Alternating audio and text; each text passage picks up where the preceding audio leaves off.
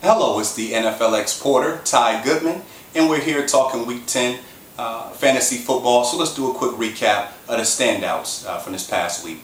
Starting off at quarterback, Drew Brees tops our list again. 31 big points, 392 passing yards, 4 TDs. Just spectacular. He continues to be one of the best in the business. Next, we had Peyton Manning, 27 points. Another game, over 300 yards, 4 passing TDs.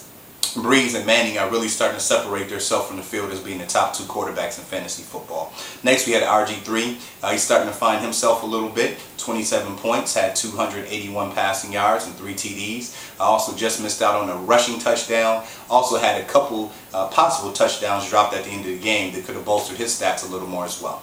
Next in line, Ryan Fitzpatrick came in backup for Jake Locker, was able to score 3 TDs, one of those coming on the ground for 23 points. He also had a pretty good game in the outing against Kansas City earlier this year. So if you're in need of a backup quarterback, especially depending on matchup, you may want to take a look at Ryan Fitzpatrick out in Tennessee. Rounding out the list, we had Nick Foles, 22 points. Another very solid game for Foles, 228 passing yards with 3 TDs. And Russell Wilson had a great game, 21 points with 287 passing yards and 2 TDs as well. As far as our running backs are concerned, Pierre Thomas actually tops our list this week with 22 points. Thomas was effective rushing on the ground, also picked up a receiving TD. Marshawn Lynch continues to be a beast, had over 100 yards rushing on the ground again, a touchdown, 21 big points. Surprise here, Mark Ingram, in part of that New Orleans blowout, was able to pop through for 145 rush yards and a touchdown for 21 big points. Adrian Peterson continues to be dominant, 75 running yards, but tallied 2 touchdowns. Darren Sproles found his way back into the equation with 18 points. It's kind of funny how we have 3 of our top performers playing for New Orleans who just completely blew the Cowboys out. Next in line we have Andre Brown, might be a key pickup for you from the New York Giants, was able to, in his first start, eclipse 115 yards rushing along with the touchdown. The Giants really don't have any reliable backs in the backfield and really leaned on him last year when he was healthy. So I think this will be an excellent pickup. Shady McCoy had 155 running yards on the ground for 15 points. Le'Veon Bell, the rookie from the Steelers, was able to put in 14 points. And Giovanni Bernard continues to excel. 14 big points. He's an excellent pickup. A couple rookies there rounding out our list who did a great job. A couple other guys. There were 10 other players who eclipsed 10 points. A couple of notable ones: Donald Brown for the Indianapolis Colts and Bobby Rainey for the Tampa Bay Buccaneers. A couple guys who, if you need some help at running back, maybe not the best, most reliable options, but you have to ride the hot hand while it's there. Pass receivers, wide receivers I should say. Rookie Tavon Austin had a great game, 31 big points, 143 yards, 2 receiving TDs, both of them being over 50 yards. This was the game we had been waiting for quite some time. Let's definitely hope this transitions over to consistency for Austin the rest of the year. Demaryius Thomas continues to be a stellar wide receiver, in my opinion. Outside of Calvin Johnson, Brandon Marshall, and A.J. Green, is the best wide receiver in the league. This guy can really do it all. Great route running, has a nice set of hands, very explosive and dynamic with the ball in his hand after he catches the ball. And with Peyton Manning at quarterback along with those other weapons, definitely seems to excel game after game and year after year. This guy is really making himself a staple as one of the best wide receivers in the NFL. Brandon Marshall, I just mentioned him, 25 big points, 139 yards, 2 TDs. There's no question Brandon Marshall is one of the best wide receivers in the NFL.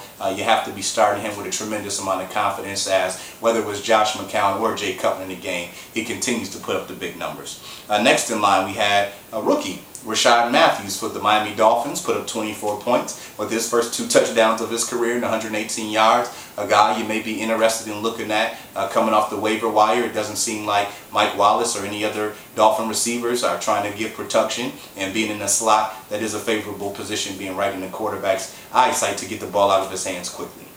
Next in line, Riley Cooper is really hot, especially with Nick Foles in the lineup. 22 big points, another 100-yard game with 2 TDs. That makes him have 6 touchdowns over the past 2 weeks. He is Nick Foles' primary target. If you don't have him, this is a guy you definitely want to go out and get because he's paying big dividends in the passing game.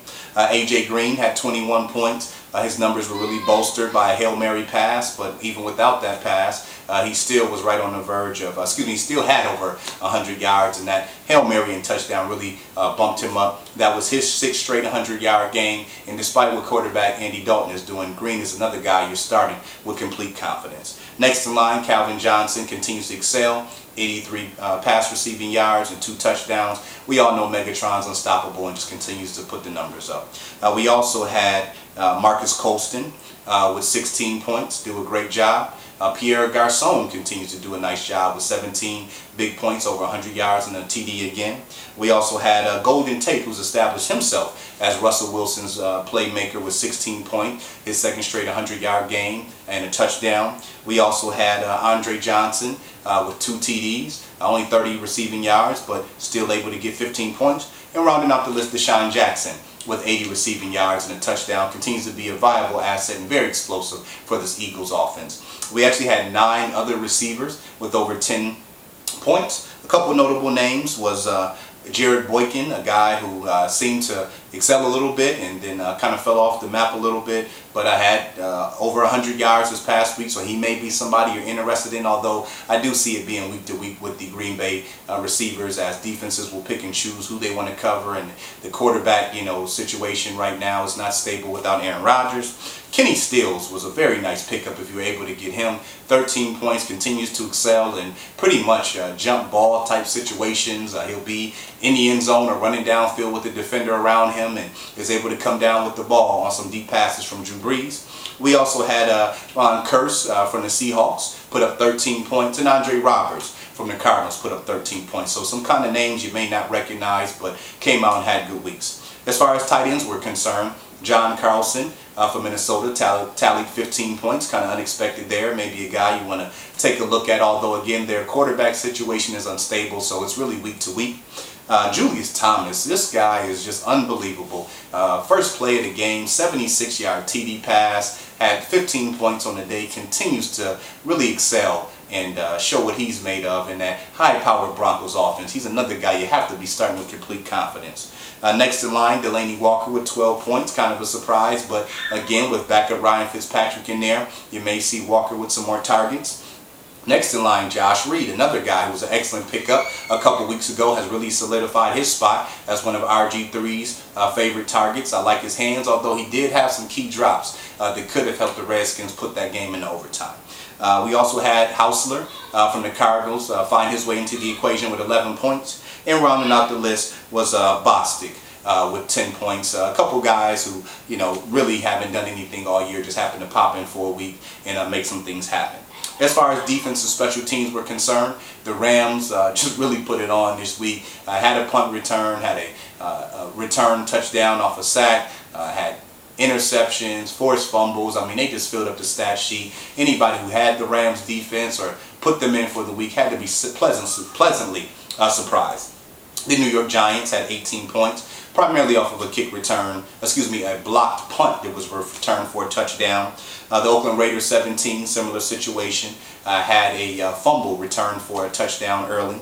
Next we had the Carolina Panthers. This defense is very stout. Another defense that if you don't have them, pick them up, playing very sound defense, rushing the passer, making things happen, off interceptions and turnovers. I really like this defense, who was underrated coming into the season, but has really came into its own. Guys like Luke Kuechly and pass rushers Greg Hardy, as well as Charles Johnson, really make life difficult, as we've seen them do for Colin Kaepernick and the 49ers this past week. Next, surprisingly, the Jacksonville Jaguars with 16 points were able to force some turnovers, a fumble on the opening kickoff return, and actually had a strip fumble that was returned for a touchdown to really help their cause. I really like the Arizona Cardinals, 15 points. If you have the Cardinals or you don't have them, this may be a defense you just want to stash for when they're at home only. This defense really excels at home.